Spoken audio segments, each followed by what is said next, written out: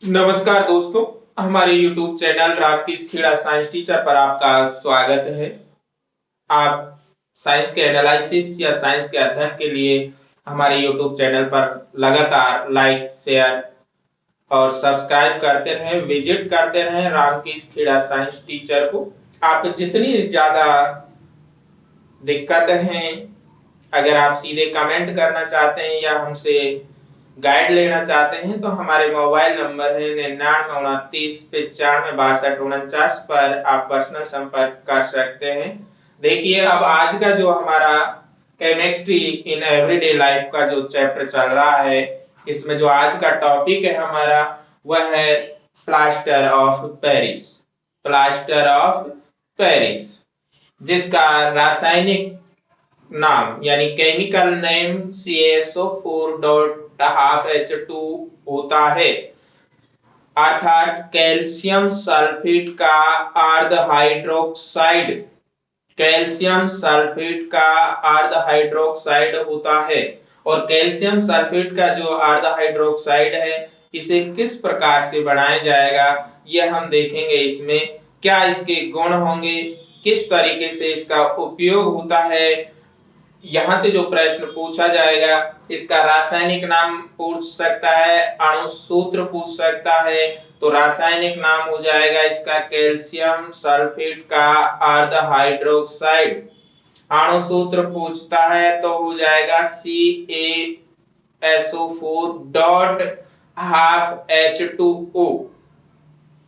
और किस प्रकार से अभिक्रिया होगी, जब जिप्सम का निर्जलीकरण किया जाता है। निर्जलीकरण का मतलब है कि उसमें से जल को निकालना, बिना जल के। तो जो जिप्सम के अंदर जल होता है उसका अगर जल निकाल दें तब जाकर के आपका प्लास्टर ऑफ पेरिस का निर्माण होता है। तो देखिए, जिप्सम का अणु सूत्र होता है CaSO4.2H2O। 2 जल के अणु है, यहां जल का हाफ अणु है, अर्थात 1/2 जल का अणु निष्कासित हो जाता है गर्म करने पर, तब जाकर के आपका प्लास्टर ऑफ पेरिस का निर्माण होता है। प्लास्टर ऑफ पेरिस क्यों कहते हैं इसे, कि पहले इसको पेरिस शहर के अंदर इसका सबसे पहले निर्माण किया गया था और उसी के नाम पर इसे प्लास्टर ऑफ पेरिस रखा गया है। तो देखिए कि क्या अभिक्रिया होगी। Gypsum CaSO4.2H2O। जिप्सम, ये जिप्सम का अणु सूत्र होता है। जिप्सम, इसको जब हम गर्म करेंगे इस 393 केल्विन ताप पर,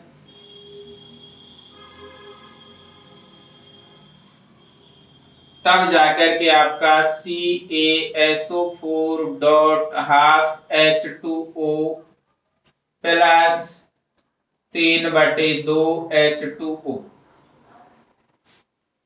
ये आपका प्लास्टर ऑफ पेरिस का निर्माण हो गया। जिप्सम, जिसका रासायनिक अणु सूत्र होता है CaSO4.2H2O, जब इसका निर्जलीकरण 393 केल्विन ताप पर किया जाता है तब आपका प्लास्टर ऑफ पेरिस POP, जिसे शॉर्ट में कहते हैं, का निर्माण होता है। तो इसका निर्माण कैल्शियम सल्फेट के हाइड्रोक्साइड के साथ जब इसका निर्जलीकरण किया जाता है, या जिप्सम जिसे हम कह रहे हैं CaSO4.2H2O, एक जिप्सम का अणु सूत्र होता है। CaSO4.2H2O जिप्सम का अणु सूत्र है और जिप्सम को 393 केल्विन ताप पर गर्म किया जाता है, तब जाकर के आपका CaSO4.5H2O प्लस 3/2H2O का निर्माण होता है। तो इस तरीके से प्लास्टर ऑफ पेरिस का निर्माण होता है। इस निर्माण के बाद देखिए आपके क्या क्या इसके गुण हैं।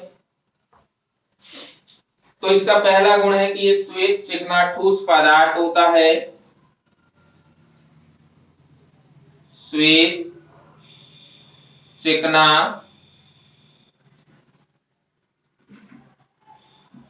ठोस पदार्थ होता है।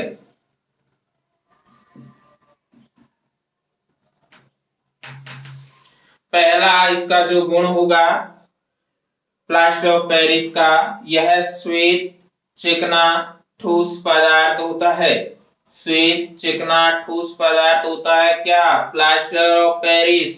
दूसरा देखिए, दूसरा गुण क्या होगा इसका? अगर इसको हम 15 से 20 मिनट जल में रखते हैं, अगर प्लास्टर ऑफ पेरिस को हम 15 से 20 मिनट अगर जल में रखते हैं तो यह और अत्यधिक कठोर हो जाता है, अर्थात किसका निर्माण कर लेता है? जिप्सम का निर्माण कर लेता है। इसीलिए सलाह दी जाती है, एडवाइस दी जाती है कि प्लास्टर ऑफ पेरिस को नमी वाले स्थानों पर ना रखें। या क्वेश्चन यूं पूछा जा सकता है कि प्लास्टर ऑफ पेरिस को नमी वाले स्थान पर क्यों नहीं रखा जाना चाहिए, या अगर प्लास्टर ऑफ पेरिस को नमी वाले स्थान पर रखते हैं तो क्या होगा?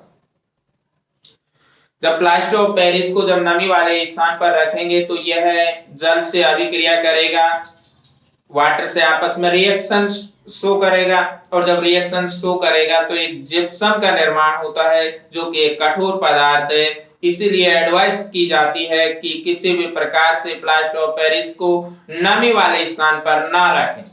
तो इसकी रिएक्शन क्या होगी, किस तरीके से ये वाटर से रिएक्शन कर पाता है? CaSO4.12H2O प्लस H2O CaSO4.2H2, इस तरीके से ये रिएक्शन को शो करेगा अगर इसे हम नमी वाले स्थान पर रखते हैं तो। अगर हम इसे नमी वाले स्थान पर रखते हैं तो इस प्रकार से शो करेगा, इसलिए हमको ये नमी वाले स्थान पर नहीं रखना है, जो कि एक जिप्सम हो जाएगा। तो ये इसके अंदर सामान्य गुण है। प्लास्टर ऑफ पेरिस एक श्वेत चिकना ठोस पदार्थ होता है। अगर इसे 15 से 20 मिनट तक जल में रखा जाए या नमी वाले स्थान पर रखा जाए तो ये जल से अभिक्रिया करता है और अभिक्रिया करके कठोर पदार्थ जिप्सम का निर्माण करता है। इसके बाद देखिए अगला बिंदु आपका कि प्लास्टर ऑफ पेरिस के उपयोग क्या हैं।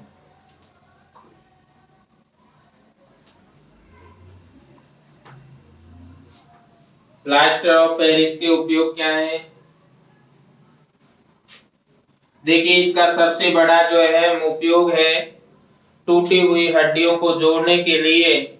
जैसे मान लो कभी कोई व्यक्ति दुर्घटनाग्रस्त हो जाता है और दुर्घटनाग्रस्त होने पर अगर कोई उसकी हड्डी टूट जाती है तो उसको जोड़ने के लिए उसके ऊपर जो प्लास्टर चढ़ाया जाता है उसमें भी इसका उपयोग किया जाता है प्लास्टर ऑफ पेरिस का। तो पहला सबसे इंपॉर्टेंट जो यूज है इसका प्लास्टर ऑफ पेरिस का वह मानव के लिए यही है कि टूटी हुई हड्डियों को जोड़ने के लिए उसके ऊपर प्लास्टर चढ़ाने में इसका उपयोग किया जाता है। टूटी हुई हड्डियों को जोड़ने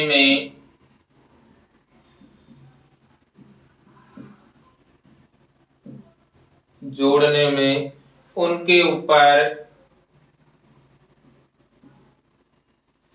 प्लास्टर चढ़ाने में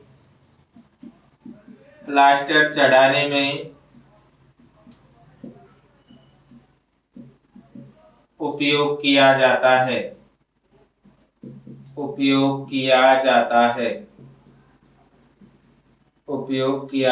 है। दूसरा इसका उपयोग होगा भवन एवं निर्माण में। तीसरा जो उपयोग है दंत चिकित्सा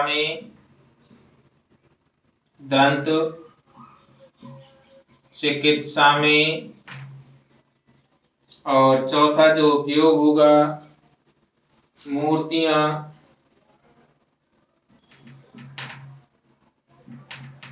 सजावटी सामान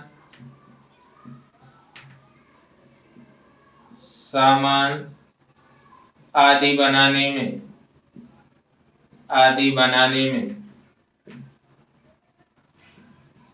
और अगला जो उपयोग होगा, अग्निसह ईंट बनाने में। अग्निसह ईंट बनाने में भी इसका उपयोग किया जाता है। तो देखिए इसके उपयोग क्या हो जाएंगे। पहला उपयोग होगा टूटी हुई हड्डियों को जोड़ने में, उसके ऊपर प्लास्टर चढ़ाने में इसका उपयोग किया जाता है। जैसे मान लो कोई व्यक्ति दुर्घटनाग्रस्त हो जाता है और उसकी किसी कारणवश या दुर्घटनावश हड्डी टूट जाती है, तो जो चिकित्सक है उसे जोड़ने के लिए उसके ऊपर जो लेप किया जाता है, जिसे हम प्लास्टर कहते हैं, उसमें प्लास्टर ऑफ पेरिस का उपयोग किया जाता है। दूसरा है भवन निर्माण में। जब हम भवन का निर्माण करते हैं तो हमारी आम भाषा में उसे पीओपी करना कह देते हैं, वह भी प्लास्टर ऑफ पेरिस के द्वारा ही होता है। तो दूसरा उपयोग भवन निर्माण में हो जाएगा इसका। तीसरा उपयोग दंत चिकित्सा में। यदि किसी व्यक्ति का जैसे दंत नहीं है, दांत नहीं है, और दांत उसके डुप्लीकेट अगर दांत लगाना है दूसरा अस्थायी तौर पे, ताकि उस व्यक्ति अपना खाना खा सके या उसे जो सामने वाला दिखे उसे ये लगे कि इसका दांत सही है, यानी कृत्रिम जो आर्टिफिशियल दांत होता है, कृत्रिम दांत, उसमें इसका प्रयोग किया जाता है। और मूर्तियां और सजावटी के सामान जो भी हैं उनमें प्लास्टर ऑफ पेरिस का निर्माण किया जाता है। और अग्निसह ईंट बनाने में भी प्लास्टर ऑफ पेरिस का उपयोग किया जाता है। अग्निसह ईंट का मतलब होता है कि ऐसी ईंटें जिनको यदि गर्म किया जाए तो वो गर्म करने पर पिघलती नहीं है, अर्थात वो अग्नि को सहन कर जाती हैं, इसीलिए इनका नाम अग्निसह ईंट रखा गया है। तो आप लगातार इसी तरीके से विज्ञान का एनालिसिस, साइंस का एनालिसिस देखने के लिए हमारे YouTube channel Ramkesh Kheda science teacher को विजिट करते रहें, लाइक शेयर एंड सब्सक्राइब करते रहें। हमारे मोबाइल नंबर है 9929956249। इससे आगे जैसे ही ये खत्म होगा, आपको जो 9th क्लास के बच्चे हैं उन्हें एनसीईआरटी का जो नया सिलेबस आ रहा है, मेरा विचार है कि मैं जनवरी लास्ट तक एनसीईआरटी सिलेबस डालने की कोशिश करूंगा कि एनसीईआरटी का जो, ताकि अगले साल जो बच्चे 10वीं में हो या कंपटीशन के लिए जो बच्चे जा रहे हों, जैसे राजस्थान पुलिस है, रेलवे है, आरपीएससी, यूपीएससी, जिन भी एसएससी, जिन भी एग्जामों में देना चाहें, अगर आप इनका एनालिसिस अगर लगातार देखते रहेंगे, अगर आपका उत्साह हमारे साथ रहा, तो बिल्कुल बहुत अच्छी चीजें कंपटीशन लेवल के लिए हम लेकर आने का विचार है मेरा। नमस्कार।